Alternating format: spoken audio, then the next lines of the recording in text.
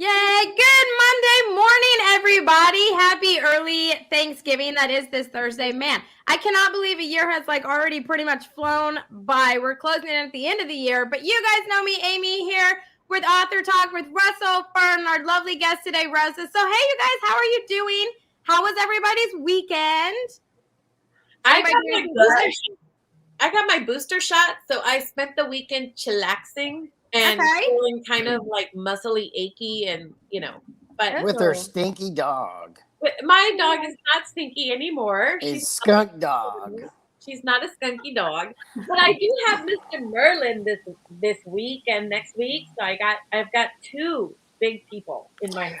Okay. I love it. In my interpretation on my joke children's stories, skunk dog will always stink, and Merlin's like this really low IQ giant dog with his head it can't hold up. Why does he have to have a low IQ?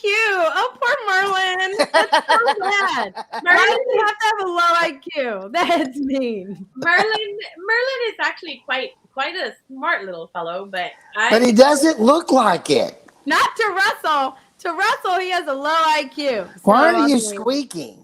I'm not squeaking. Russell, I swear, I can't doubt today. At least I think she's going through puberty. Hey, at least I don't. That was a good one, Russell. That was actually a really good one, man. I like it. Hey, at least I don't sound like a little boy. Good morning, James. How was the Miami Book Fair? I can't wait to hear all about it. But, Russell, I'm not squeaky. Diamond, good morning. I love her name. I just love it. That's a great name. Isn't it? I mean, it is just unique, and I love it. So, Diamond, yes, we are so happy you joined us. We really love your name. So, you guys, we hope you guys are having a fantastic morning. But, I went to a Christmas market this weekend, and I'm a sucker for markets. I love me a good market. So, I went to a Christmas market, and then Josh hung some of my Christmas trees.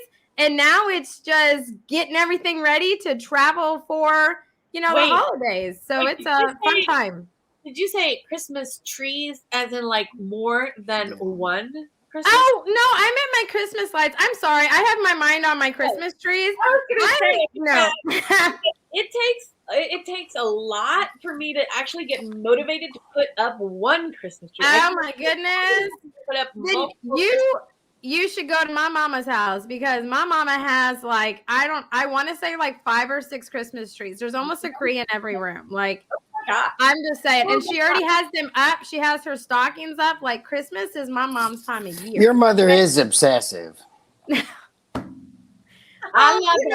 good way. In a good way. Rosa, what did you do this weekend? Well, here's the thing. We started what, Rosa? Okay, this is the biggest thing for my weekend. Okay. I moved to Colorado from Houston. Okay, so I'm used to all the Houston thing, the fire ants and the mosquitoes and so forth. But here, you're watching out for mountain lions and bears in the towns. Now I'm in Boulder, in town, not out in the wilderness. So this weekend I had to cut back my walking because I'd walk, it was getting dark, no problem. I'd be walking, whoa, no more. No. So we got pictures on Nextdoor and filming Nextdoor of full-grown mountain lions just walking up and down the streets. That is so awesome. Oh my gosh. I'm so jealous. And it's like, oh, whoa, okay. Somebody out this was about some weeks back, out with just walking their dog, but sun was almost down. And she heard something in a tree, looked up, took a picture. There's a mama mountain lion with 2 cubs, so awesome. Gonna teach them how to hunt, right? Oh my gosh. Oh my, no, just no. So this was the weekend to get serious about not walking when the sun's going down. Oh my God. I mean, this is another reason, people, I have never left Texas. This is just, don't take this Texas girl to, mountain lions in bear country. I won't survive. I just won't. I won't survive. I would Rosa, be the one that's a screams. 5-star story. It just, is a I fun won't. story. It's pretty awesome. Russell, that's pretty awesome. This is why nature and I have an agreement of mutual non-aggression. Right. Oh my goodness. Yeah. Oh my goodness. I- Russell, what did you do? We started trying to figure out where we were going to live in Georgia now that we know we're moving. Oh my yes, when is the big goodness. move gonna happen? And I know nothing about Georgia. Here's my question to the viewers. So, Okay. in the greater Atlanta area, what's the good suburbs that we should move to? Because What do you mean by good? I don't know. I Define the mean, word I'm good. talking about a lot of things. Pleasant houses, huge parks, Vietnamese food as close as possible, Indian Okay. food as close as possible. We're Asian eaters. So Okay. when we mean good towns, I'm talking about places where I can find, you're from Houston originally, right? So you know what we're talking about, the diverse food from exactly. everywhere. Oh my gosh. So my Oh. question is, where can I live that I can get in one night? Okay, I want Indian food tonight. I can go get that, or Thai, or that sort of thing. That and huge parks close by are probably some of the most important rules. You thought you got me on saying something, but I caught you off guard. No. There's a criteria for everything. That was one of my criterias too, because you live in Houston, you got the best international food in Right. the world, and so I did find it here, thank goodness. And you need some people giving you some information there, personal. Yeah. Yeah. And hopefully no mountain lions in those parks. I'm just so excited for like this whole like new chapter for you, Russell, because I'm not even gonna lie. I told Joshua and he was freaking jealous. He was like, Okay. I'm gonna come live with Russell so he can like do the Appalachian Trail. He's Yes, so tell jealous. Joshua I'm going to hike the Appalachian Trail. I will. I told him that you joined the group and he was Yeah. like, he still follows everything in that group. He like lives vicariously through these people that, have hiked it and stuff. But he was just like, he was so jealous. He was like, man, he's like, Amy, I'm just going to go live with Russell. I was like, okay, laters. Bye. Like, okay, goodbye. Sometimes it's great to be an old man. Are you sure that Josh is actually alive? Yes. Oh my gosh, you guys. Josh is alive. Yes. Yeah, he's out think putting up so. for 5 trees, Fern. I think he's alive. No, it was hilarious because on the Hot Mess Express, we were laughing about her desire to kill her husband, and everybody goes through that if you've been married. I didn't say kill him. I just insinuated it by having a pair of scissors like I was going to cut him. But then she posted a whole series of pictures of Josh, and he looked like he was just like this and like that, and like like we did at Bernie's. We were like, yeah, sure, keep posting him. We all think he's still alive. He was loving it. He was going along with it. But you guys, let's say hi to some people. Scott, good morning from Oregon. Burl from Beverly Hills. Hey, you guys, how are you guys doing this morning? So, you guys, thank you so much for joining on. We absolutely love it, especially the week of Thanksgiving. So, make sure that you drop in the chat below or the comments below what you guys are thankful for. But right now, I'm extremely thankful for Fern because she's going to get Rosa talking about her awesome poetry that she does. So, Fern, it's all you. Well, okay. So, Rosa, Hey, Fern. You are an amazing poet. And I just wanted to know, so what made you go for writing poetry? What was it that brought you into poetry as a writer, as being your genre?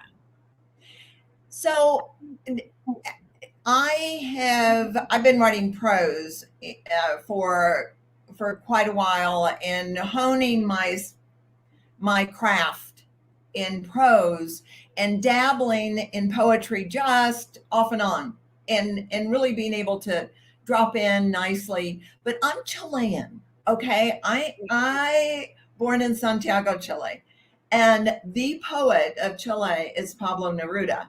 And if I wasn't Pablo Neruda, what the hell was I doing writing poetry? So poetry was over here as something that I loved, secretly loved, but I couldn't write poetry. Wow. Right?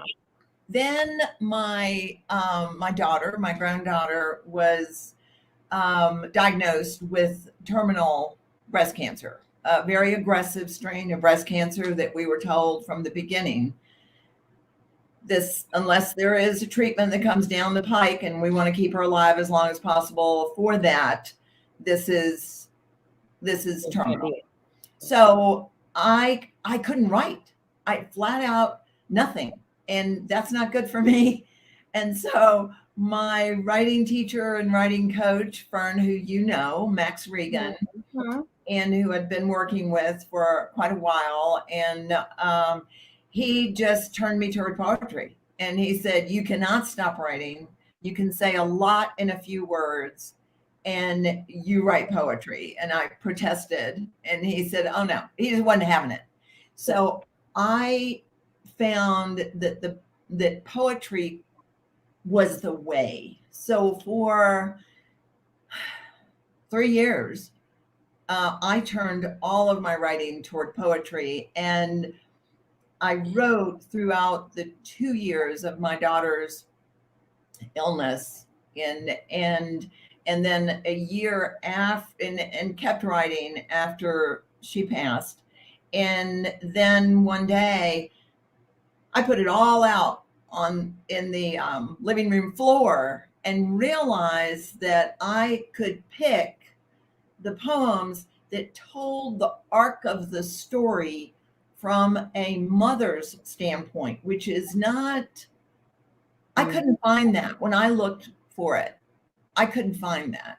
And so this is the journey that covers this journey through cancer with my daughter from my standpoint, from my viewpoint. So there I was. And so this is the book that, and I know we have a picture of the cover, right?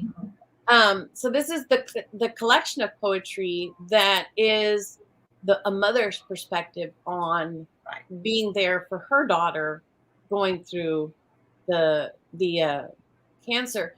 And, you know, I think that is one of the toughest things to do, is to see your child and to know that you're going to lose a child. It doesn't feel natural to me, you know, that you lose a child, right? Everybody expects to lose their parents.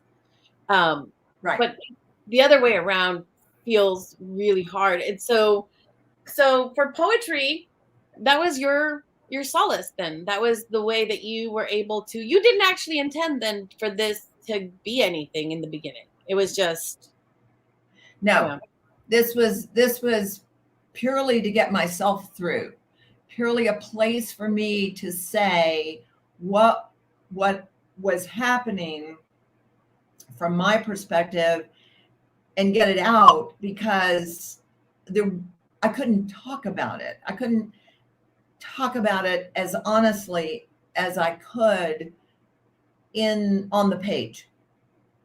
And once in a while I could, but not as honestly as I could on the page. And for a time in that first year in particular, because my daughter Tina, was a writer too, I shared pieces with her and would read them to her. And she was just, Mom, you keep writing.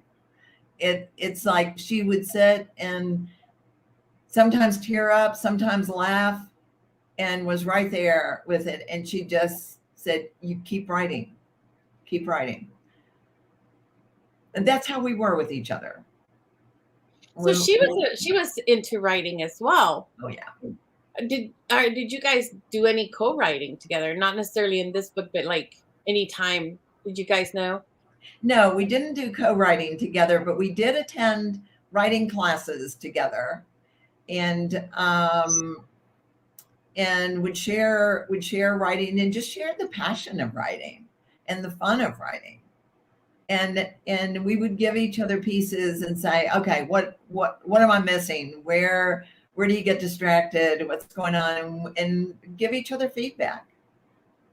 So this foray into poetry was really a way to be able to verbalize your emotions that weren't coming in any other way. What are some of the prose things you were working on before? And are you still working on some poetry now?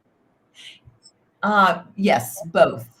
Both. I am working on what's coming out in my poetry right now is my experience coming to this country as a very young child. So it is very much around my immigrant experience and my falling in love with this country, and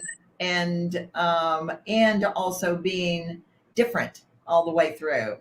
And but the prose is a book that I am 3/4 of the way there to a final first draft. What that means is that then that manuscript goes to readers, and you get feedback from peer writer readers.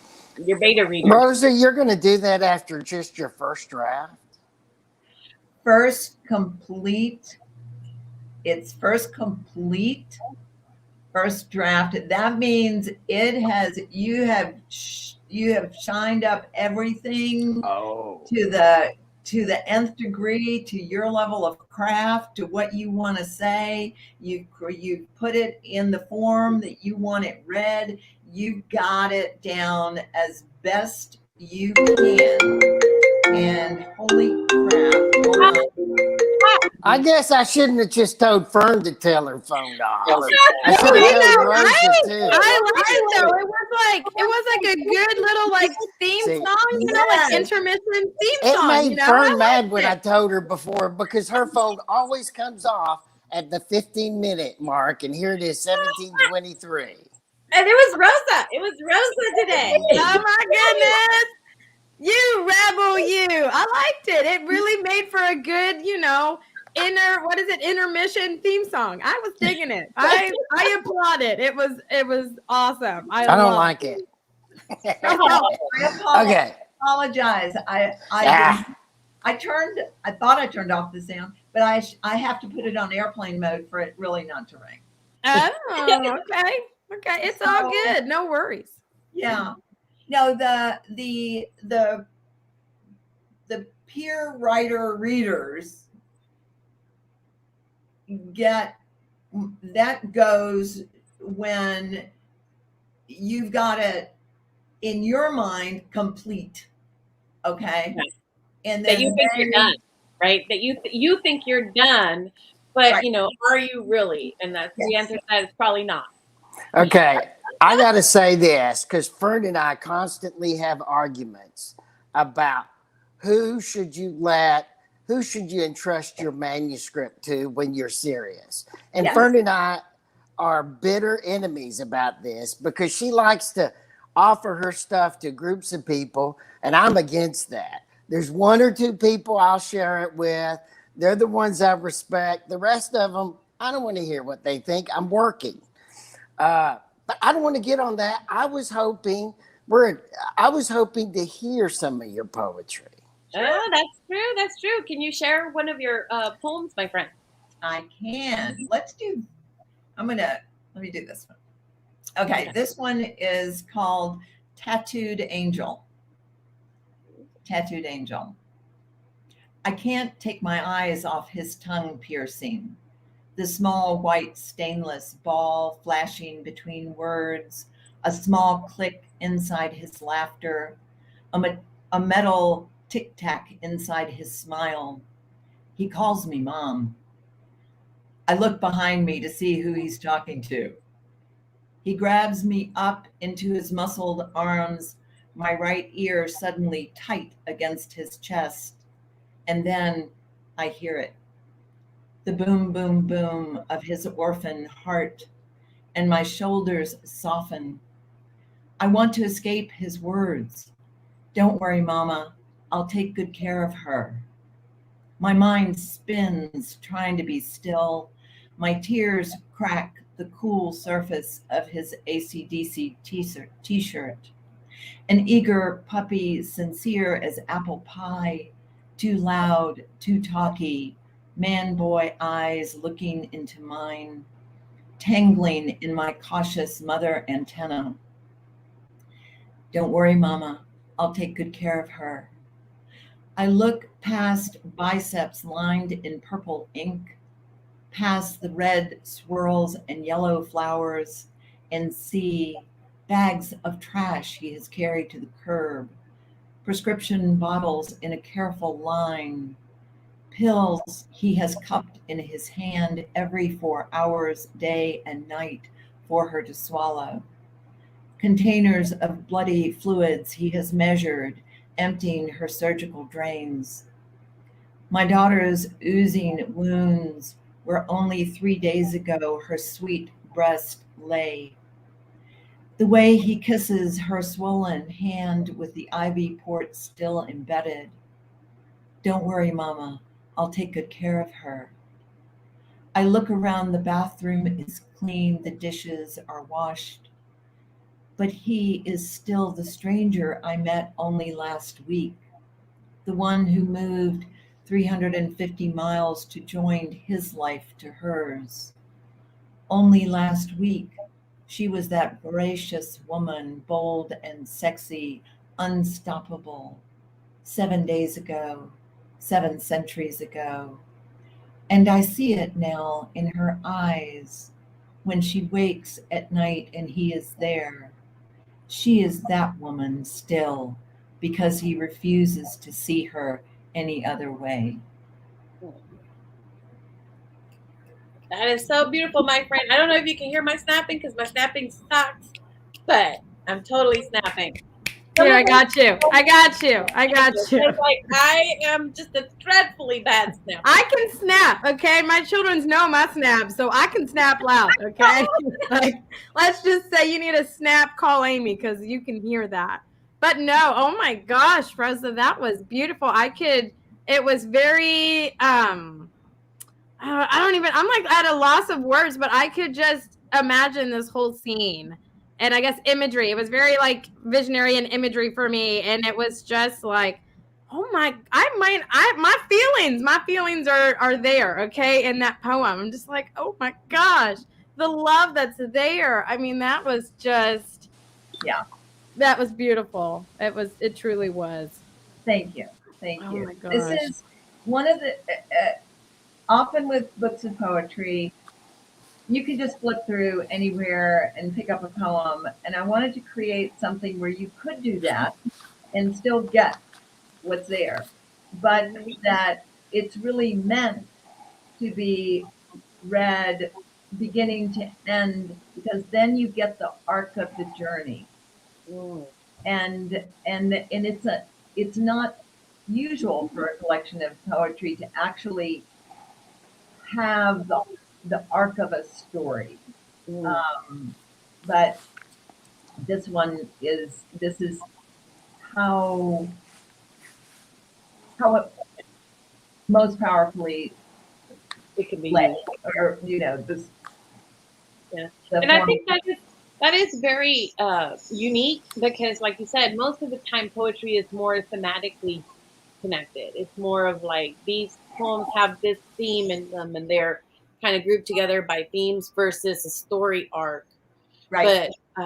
But I think that's one of the awesome parts of this book, or the awesomeness of this book, is that this collection is a story. It's the journey of a mother and a daughter. Yes. Yeah. I want to say something about because this, after I got this book out, I was exhausted, and the grief was something that I had to really turn toward in a very private way and go there. So the book of poetry did not get marketed. When my next book, which is prose, it comes out, this book will also get attention again because I know more about marketing. I'm ready to do that. The book that I am completing is one that I was writing before my daughter's illness, and had to put down for quite a number of years and then pick it up again. And again, this is a memoir, and it is the story of a couple and a family that goes through the suicide of a military veteran, who was my husband. We lose 18 to 21 veterans to suicide a day. Wow. And this is a portrait of a family going through this, where ultimately we lose him. And again, not something that has been written about very much at all from the family and the couple standpoint. I took this. I had to know that the story was holding for military veterans. So I joined a group. I was the only woman and the only family member, a group of 15 veterans, all writers, who met once a week, and we met over a year's time. And I brought that work to them. And they were veterans from World War II, Korea, and all of the Middle East wars, which was the bulk of the men. And they cried. And one of the things they said is, we never imagined family members seeing these parts of us. And they kind of got the dilemma that people around them are in. And so that has, I still get emails from them saying, where's the book? So that is, that's what's coming next. So you are self-publishing, right? You self-published the poetry book. You're self-publishing your memoir book with about Tom. Why did you decide to do self-publishing? Is it because of the genre, or the poetry book was person? With poetry, that was easy. Okay, nobody buys poetry, and nobody buys first-time poetry. That was easy. This next one, there are some small publishing houses that have particular interest in military, stories, writers, and so I'm going to give that a whirl. But at the same time of moving, kind of simultaneously moving forward. One is, I don't want to wait 2 years for the book to come out. Okay. We're a much more immediate culture now. Indie publishing is respected. Mm-hmm. And if you get some traction with indie publishing, a bigger publishing house might come and pick it up. Financially, your profit is bigger. You've got to invest. You gotta invest in someone who's going to lead the marketing and who's going to know what the hell they're doing in the industry. And that's, Fern, Yeah.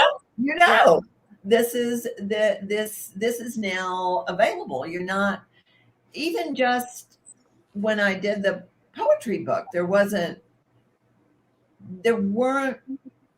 the avenues of somebody who knew what they were doing with marketing and indie publishing that could lead you, but there are now.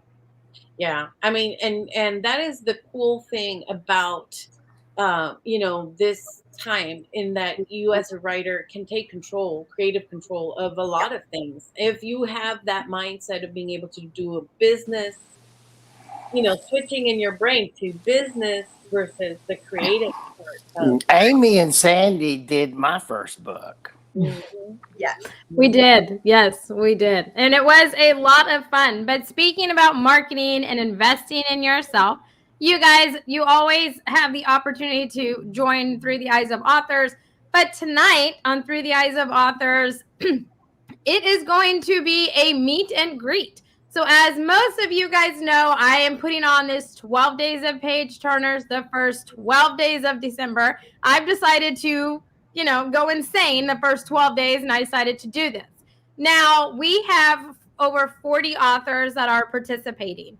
And so, tonight at 7 p.m. or Wednesday at 9 a.m., you can come and meet all the authors that are going to be a part of it. All the authors are going to get together and meet and get out all of their jitters and nerves and get all the questions answered for the first 12 days. There will be 3 to 4 different authors every night for 11 days.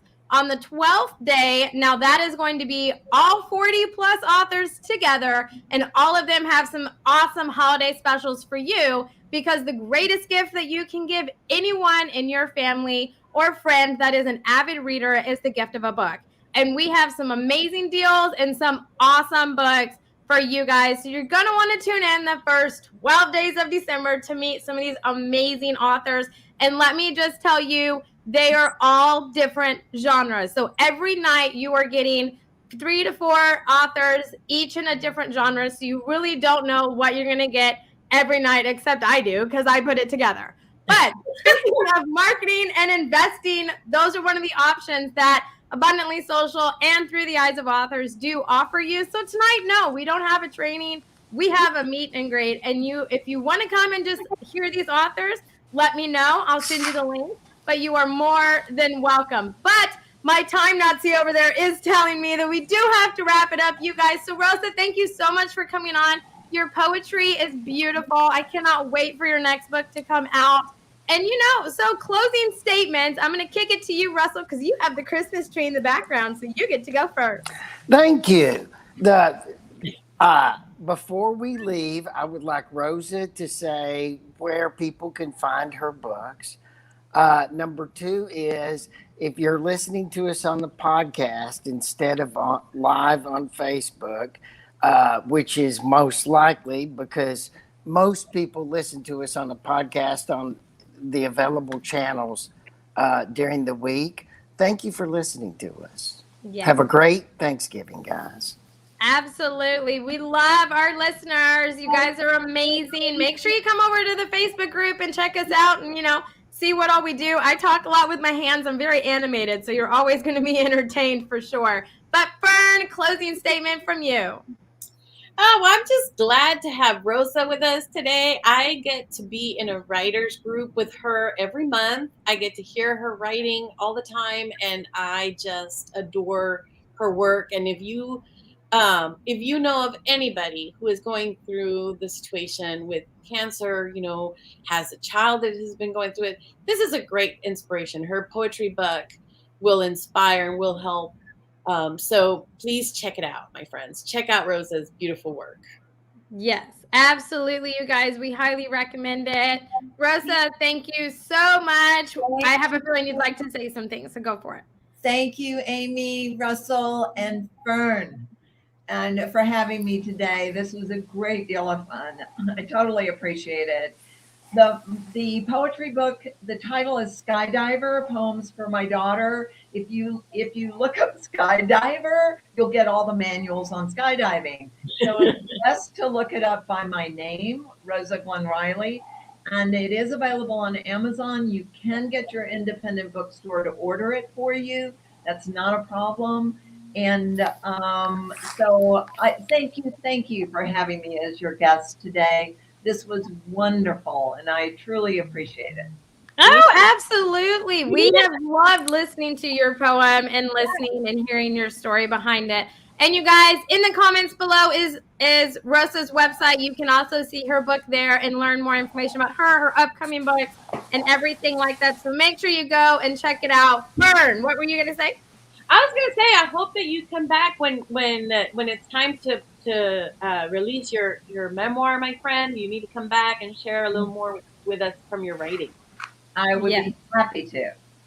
Absolutely. Well, we hope everybody has a great Thanksgiving. I saw some of the amazing things that everyone is so thankful for. And let me just say, I'm pretty sure this sums it up for all of us here. We are the most thankful for you guys, for listening to us, watching us for these past, I believe, 5 years, and just going with the motion and how silly and fun and chaotic we can be. But we have brought you some amazing authors, and we've learned and heard some amazing stories. And so we are so grateful for our listeners, our viewers, and the authors that want to come on this show.